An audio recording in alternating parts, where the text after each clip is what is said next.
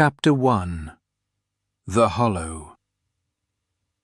Sang strolled casually toward the Court of Twilight, the council chamber of Castle Crimson, open to the eternal twilight sky.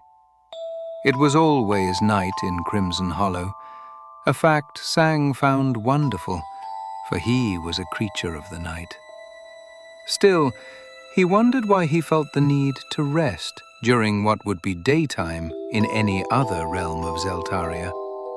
Perhaps it was simply part of the vampire's curse. He pushed the thought aside. He walked through the castle halls, admiring the fine portraits and tapestries that adorned the decadent corridors. Such splendor, or such waste, depending on one's view of the world. Yet his father had always tried to bring beauty into a land of monsters, and Sang respected that. After a few minutes, he arrived at the court and pushed open the mahogany double doors. His gaze swept across the expansive chamber until it found his father seated at a great circular stone table. King Erendor looked up, smiled, and waved him over. Sang returned the smile, stealing a brief glance at the twilight sky. It was breathtaking. No clouds, only stars shimmering against the velvet blanket of midnight.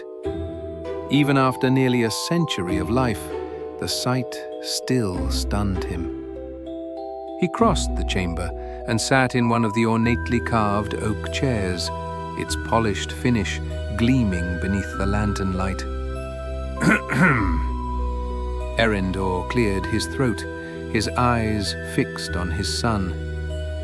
Sang could only speculate about the reason for this impromptu meeting. His father was usually consumed with the duties of ruling and seldom had time for even a word. Sang raised a curious brow. "What are you now, 99? Erendor asked. You know I am, old man. At least in vampire years. They marked only the date of their turning, for immortality made mortal calendars meaningless. Sang had been in his early 20s when he was turned, and thus would remain forever handsome by mortal standards. Why? He asked. Well, if I recall, your turn day is approaching soon. The 1st century is no small milestone. Erendor's face remained unreadable, giving no hint of his intentions. I suppose so. Sang replied solemnly. Something worth celebrating, his father said. Sang's curiosity sharpened. Erendor's composure broke, excitement flickering in his eyes. We are going to hold a festival in your honor. I want the people of Crimson Hollow to see what a fine man you've become. Sang's smile widened, his eyes brightening. You mean it, Father? We can go down to the Hollow and mingle with the villagers. Of course, my boy. Everything is arranged.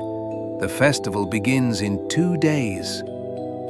The king paused, his tone shifting to something more serious. In the meantime, I have an errand of great importance. Are you up to the task? You couldn't stop me if you tried. What is it? Sang asked eagerly. I need you to accompany Fenric to the Hollow to investigate rumors of magical disturbances. Use your vampiric powers to disguise yourself. It is imperative no one knows it is you. First, it would not do to have my son gallivanting through the village in broad twilight as though he were not the prince of this kingdom. Second, I don't want the people alarmed. If they knew I shared their concerns, it would only fuel their fears. Fenric will escort you and keep watch from a distance. You will be protected, but still, be careful. What kind of disturbances? Sang asked. Rifts, Erindor said gravely. "Distortions in the barrier that shields this kingdom from the outside world. Villagers claim they've seen humans peering through the veil. Likely nonsense, but in my experience, it is better to tread carefully than blindly." Sang leaned forward.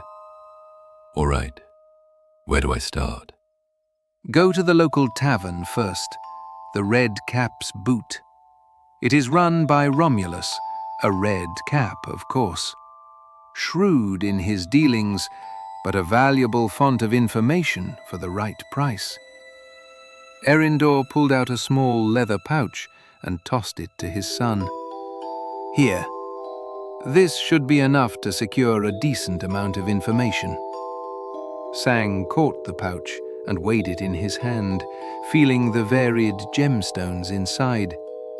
This much? He asked, surprised. "A pittance," Erindor replied. "If it helps us learn whether these rumors are merely fairy folk spinning tales, or if there is truth behind them. Now, my son, go, and be wary. I expect you back with what I hope is good news before the festival begins." With that, the king rose and bowed to his son. He turned to leave, but paused at the doorway. "Remember always, my son, you are the prince. For good or for evil, it is up to you to protect and rule this kingdom." King Erindor departed the court, his footsteps echoing into silence. Sang opened the pouch and peered inside. A dazzling assortment of gemstones glittered in the moonlight, each one catching the silver glow in a different hue. Well, Sang said dryly. time to go be a prince. He closed the pouch, tucked it away, and strode off to find Fenric Vale, the captain of the guard and one of King Erindor's closest friends.